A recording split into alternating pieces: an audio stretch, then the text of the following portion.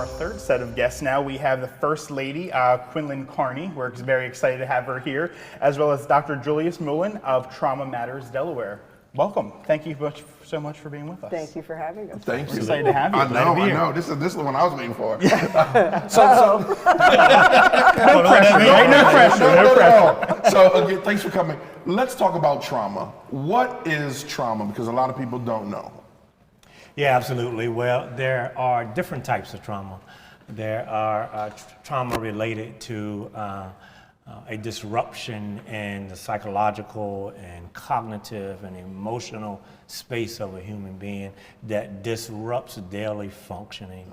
There are different layers of trauma. Acute trauma is an example of if someone has a car accident and they have obvious symptoms that relate to that particular accident, but the symptoms kind of subside in the 30 to 45 days.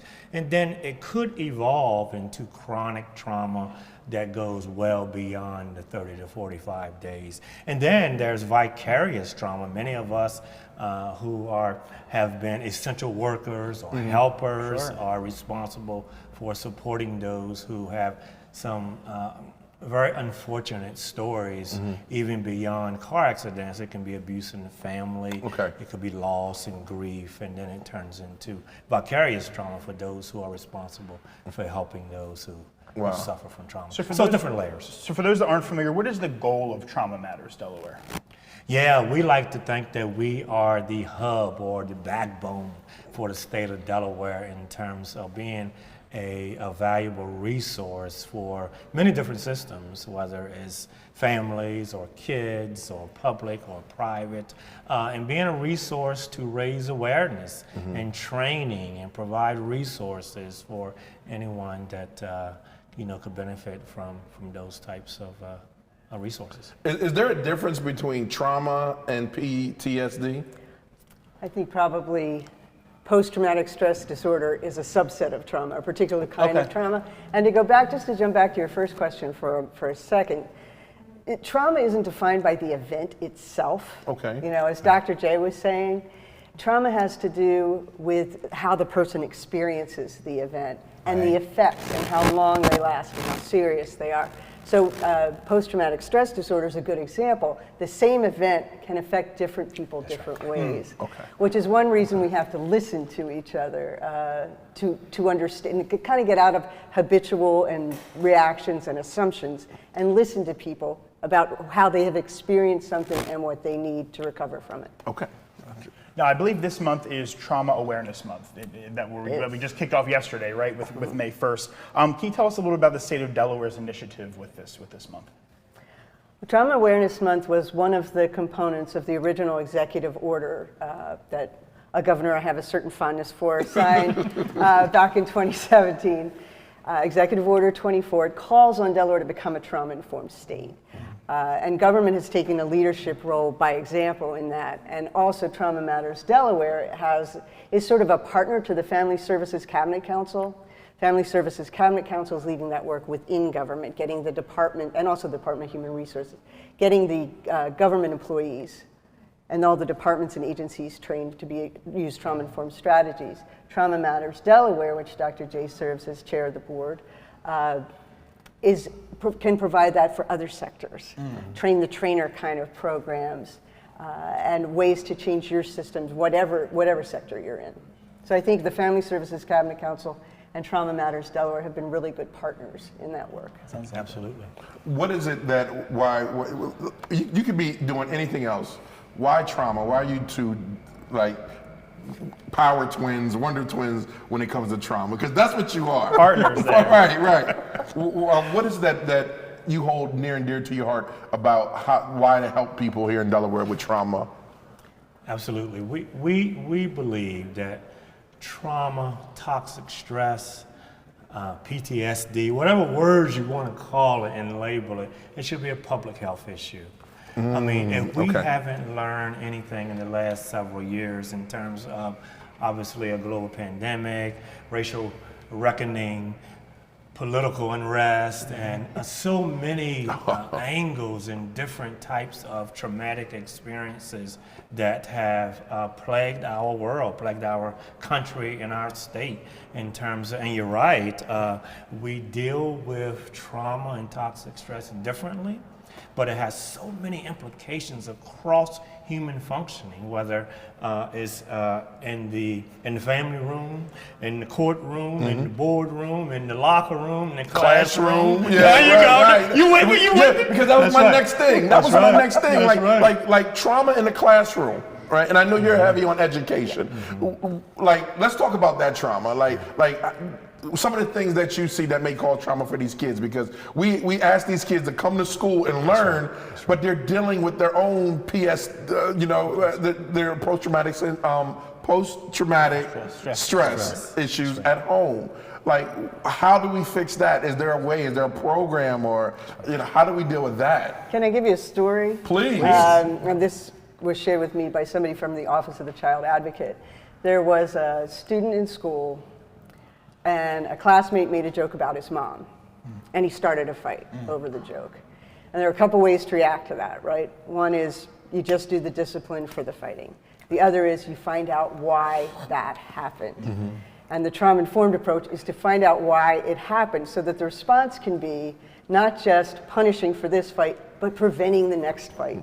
And what the teacher did, using trauma-informed strategies, was she said, what happened? Why was that particular joke? Why did that elicit such a big reaction from you? And the kid said, look, when my stepdad hit my mom, I couldn't do anything, but now I'm bigger. Wow.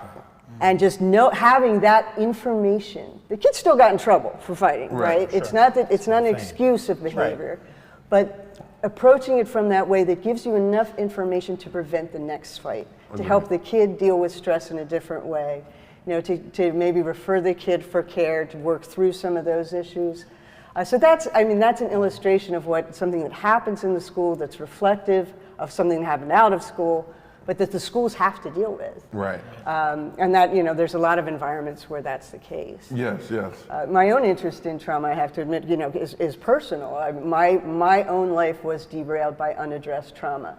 And that's, in the position I was in, I had every advantage, right? I had married, economically secure parents who had good health insurance, and who wanted me to succeed, and I take how dramatically my life was impacted, and then I think about a kid who doesn't have the advantages that I had.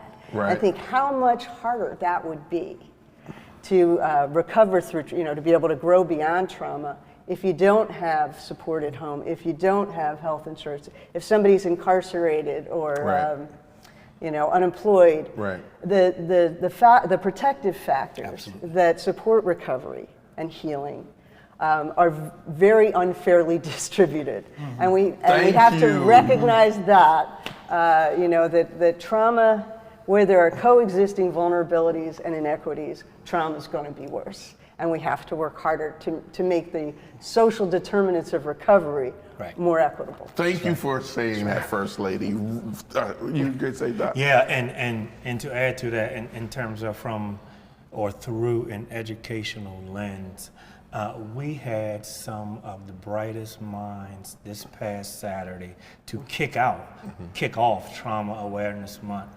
And they were all students, all across the state in some of the most diverse areas, but they brought diversity in their perspective. And they provided us not only with their concerns and their worries and what stresses them in their school and in their community, but they were able to bring about provocative solutions and what to do and how to respond at many different layers, from the school system layer, from the community system, from the family system. It was a wonderful, wonderful experience to listen to. It was a great illustration of the importance of different perspectives in the conversation. There's no such thing as the smartest person in the room. Right. I mean, there are designated decision makers, but there is no such thing as the smartest person in the room. And we have to hear from different people. And one of the things that the students, Dr. J did a great job moderating that panel of students, One of the things that impressed me was their concern for their peers. Wow. They were not just talking about their own experience to talk about themselves. They were using it to draw lessons that applied up to their classmates. And I thought that was very impressive and instructive. You know, if we get out of our habits and assumptions and listen to kids, they very often can tell us what they need. Yeah. Absolutely. So First Lady and Dr. J, I want to ask you, so if someone's watching at home right now, TV or through Facebook or however they're watching us, and they have sort of unaddressed trauma that they're sort of afraid to talk about, to go to someone, can you suggest a first step that they can go to kind of talk to someone about this? Yeah, I think one first step is to identify a trusted person in their circle. And those trusted resources can certainly be in their families, in their homes, in their communities, but they can be a pastor, they could be a coach, it could be a cousin, it could be any adult or peer that would hear them out. And there are more formal resources that we have some excellent counseling resources and providers. You can visit our website at traumamattersdelaware.org as a start to be exposed to some of those resources. Sounds like the key is trust. You Trust. Somebody that you That's trust the key. first. That's the key. Recognize and then trust. Right. All right. What's that website again, Doc? traumamattersdelaware.org. Okay. Is there anything else going on in the week that that you might be hosting or events? Once you visit that website, you will see a plethora, because it's Trauma Matters, it's Trauma Awareness Month for the month of May. But you will see our calendar with many different events, from panels, videos, the TikToks, all kinds of resources that you'll be able to ascertain. And we would hope that some of the community organizations that are hosting events would also add their events to that calendar. Okay, they so can do other that. people Okay. can see it. Love it. So there's the community camera. Go ahead and tell the Over my community shoulder here. over the shoulder. Go ahead and tell the community what you want, need, or invite. I think the first thing is to know that everybody can make a difference. Nobody should feel powerless about this. Trauma sounds like a bad news word, but the good news is we know now that there's so much we can do to help move things forward. We know that every interaction with a child matters, for good or for ill, whether it's casual or brief. You know, be part of a positive experience for the children in your life.